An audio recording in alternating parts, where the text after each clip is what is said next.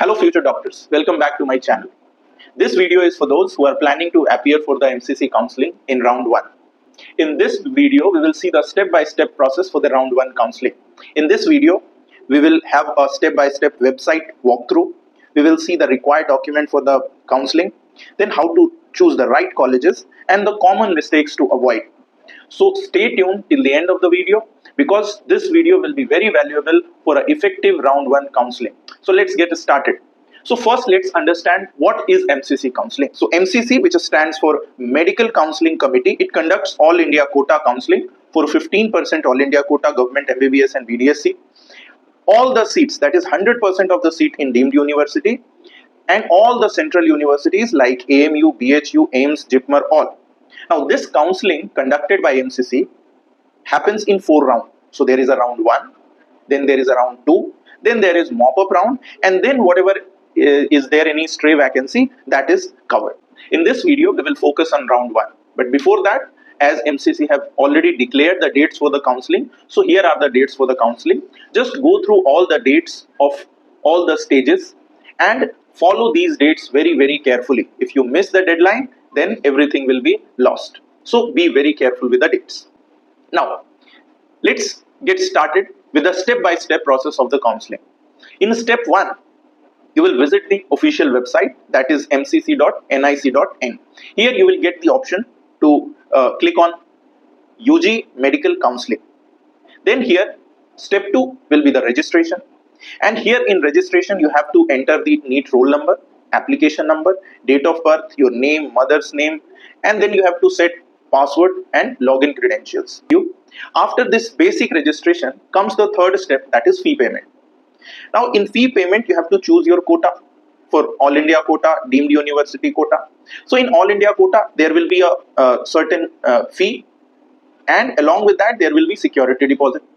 For deemed university, there will be a separate fee and a security deposit. Then comes the most important step, that is step number 4. Now in this step, you have to do filling of your choice and locking of your seats. This is the most important step. Now the tips to choose the college I will give you in the end. How to choose the college and how you can maximize your chance to get the best college at your rank. We will discuss that in a while. Now during online registration, the documents required. This is a very, very common question asked by many students. Some are asking, sir, will migration be required? Will this document be required? That. So let's understand. During the online registration, documents require, no document is required in physical form, first of all. But yes, you should have your documents with you so that when you are filling the details, these documents will be very handy.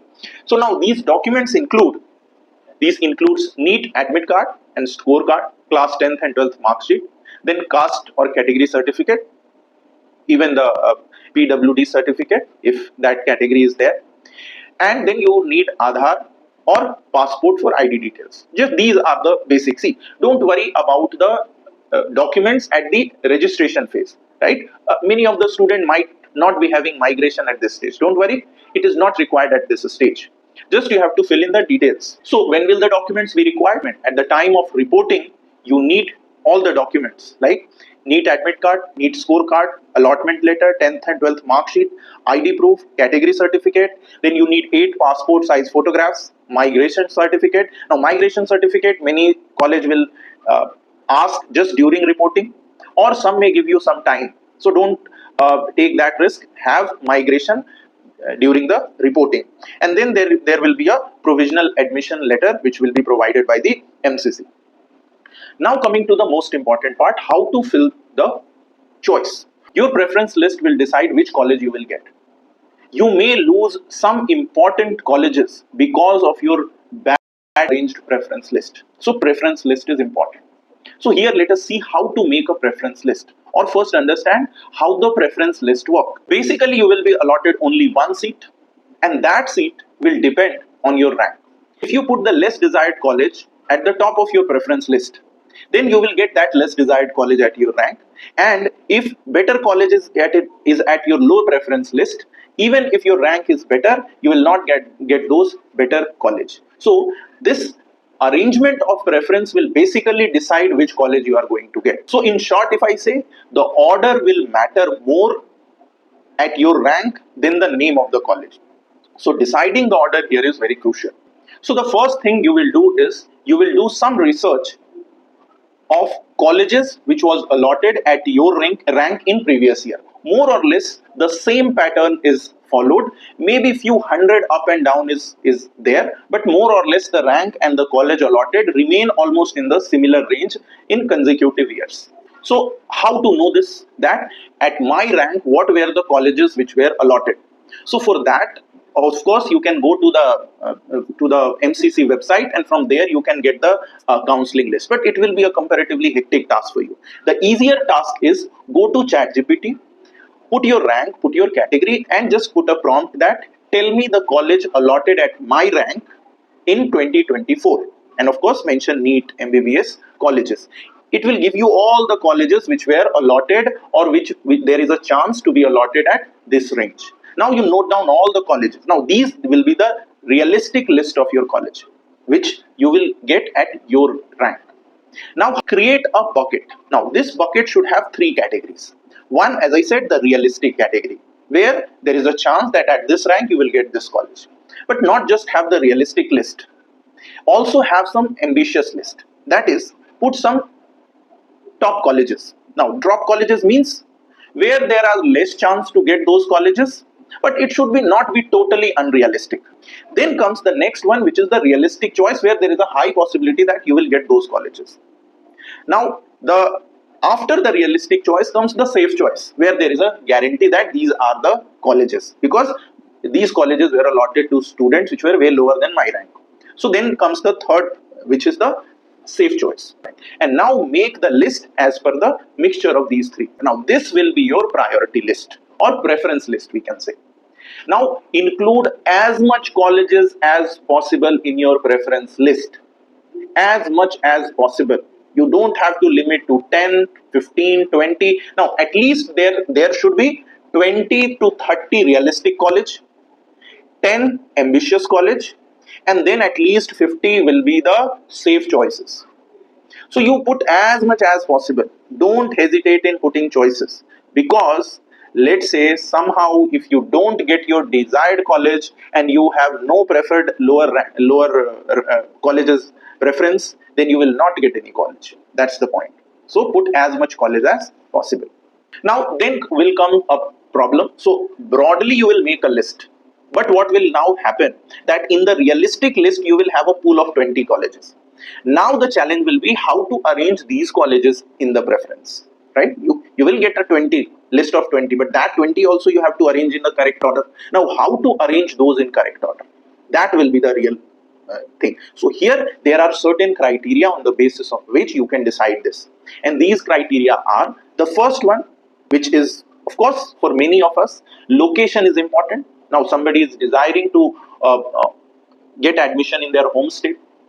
On the other hand, somebody want to get a college in a precise city. So location is one of the preference.